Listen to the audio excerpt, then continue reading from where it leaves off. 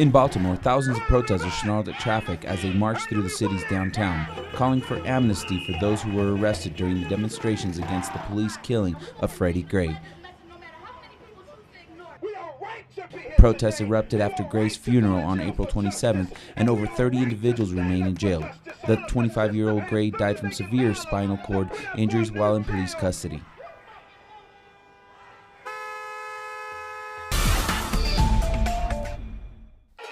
Thousands turned out to demand the resignation of Guatemalan President Otto Perez as the corruption scandal revealed last month continues to raise anger of the country's residents. Last week, Vice President Roxana Baldetti was forced to resign over allegations she was involved in the customs corruption racket, which authorities say was headed up by her personal secretary.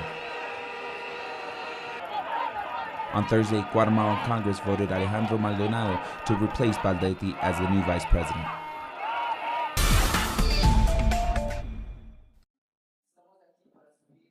With her organization Alfil, activist Rachel Erazo works tirelessly to combat homophobia in Ecuador and promote LGBTQ rights within the country. While she says that there is still discrimination against transsexuals and people of distinct sexual orientations in access to employment and education, she believes that the Constitution of 2008 gave way to their greater acceptance in society. There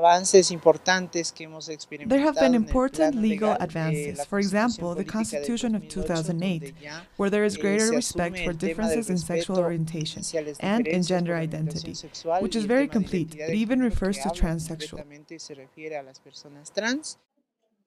The recognition of civil unions as the fifth civil status in April was an important step for furthering the rights of same-sex couples. While granting many of the privileges of marriage, couples are today fighting for the right to adopt and form their own families. The legalization of same-sex couples to enter in civil unions is, however, largely viewed as being a step to eventually achieving the full rights of marriage. This gives us benefits such as greater legal access, affiliation to the social security system, protection as a couple, among other benefits, which in this case is given only to couples. Ecuador has a National Council of Gender Equality, and there has been considerable discussion between activist groups and the legislative and executive branches. As part of an ongoing commitment, President Rafael Correa met with LGBTQ activists on Friday to evaluate what has been accomplished in regard to their rights and analyze future actions. Various groups are currently lobbying that public schools implement educational measures that go outside heterosexual norms in the hopes of creating a more tolerant society. When we talk about families, we cannot just talk about mother, father, and children. We have to talk about different types of families. So for this to work, teachers need to undergo training as to how to teach that families can have two mothers and one child, or three children, or that there can be two fathers and a daughter. With progressive legislation such as the 2008 Constitution and the recent recognition of civil unions as a civil status, activist groups continue fighting homophobia through campaigns and workshops, which seek to give greater protections and create acceptance for people of all gender identities and sexual orientations. Liz Sherpius, Telesur, Ecuador.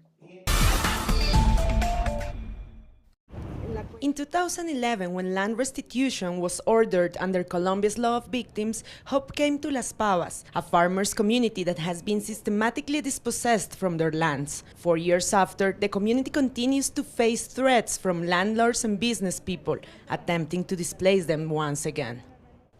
They are obstructing the return to our lands. Whenever we construct a house to stay and to work, the land as campesinos, and to struggle for the territory, then the company comes and fills up the same territory with its oil palm. Apart from that, they would construct another house next to ours in order to intimidate us. As Las Pavas leaders keep on demanding from the government to guarantee their rights in compliance with the Law of Victims and Restitution, armed groups identified by the community as paramilitaries continue to burn down the campesinos' houses, destroy their crops, and maul the animals. The government talks about territorial peace, but it does not exist. I have always said that the only way to start constructing territorial peace is to talk with us in our territories so that the government can directly see the reality we are living in. Salvador is the leader of El Gazal, a community that is also facing intimidation. Likewise, in Las Pavas community, Salvador believes behind their attackers are business people of the region. In our case, it is a family that owns the oil plant company called Agricolombia, and behind that family there are other business people as well as politicians supporting them in their actions. For analysts, the underlying issue is the close links that business people have successfully established with local authorities and paramilitary groups that act on behalf of their economic interest. Candidates that are running for municipal and mayoral elections in some of the most important regions of the country are members of mafia families, of paramilitary families. Some of them have even been already convicted, so that explains why that sort of criminal structures keep on existing. The campesinos' complaints come right as a Colombian tribunal has called for effective investigations against 1,200 business people for allegedly sponsoring paramilitaries. Natalia Margarita, Telesur, Bogotá. This morning in the Vatican, there was a great ceremony to canonize two Palestinian nuns who lived in Palestine in the 19th century. Palestinian residents and also Palestinian politicians prized this move taken by Pope Francis. They said that it supports the decision of recognize Palestine on the 1967 borders. Meanwhile, here in Gaza, anger is taking over the streets after an Egyptian court sustained several Palestinians to death. Most of these Palestinians, most of the names that were announced in the court are either Palestinian martyrs who were killed years ago by the Israeli army, or either Palestinian prisoners who have been imprisoned by the Israeli prison service a year ago. So such decision raised anger in the Palestinian street. In the Afghan capital of Kabul, 3 people were killed and 18 injured in a suicide bombing near the airport. One attacker, who authorities say acted on behalf of the Taliban, detonated the car bomb when a military convoy of the European Union police mission in Afghanistan was passing. The bombing comes after 2 people were injured in a blast at Kabul University on Saturday, as well as another attack on the hotel that killed 14 this past week.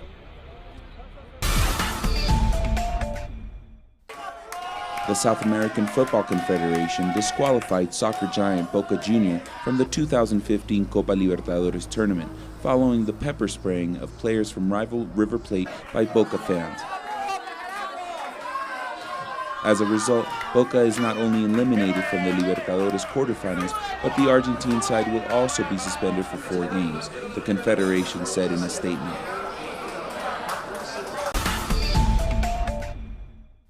Facts that have marked the course of history. Productions designed in the English language and made for the English-speaking world. This is Documentary. Watch it on telesur.net/English. Telesur, wherever the news, you'll be there.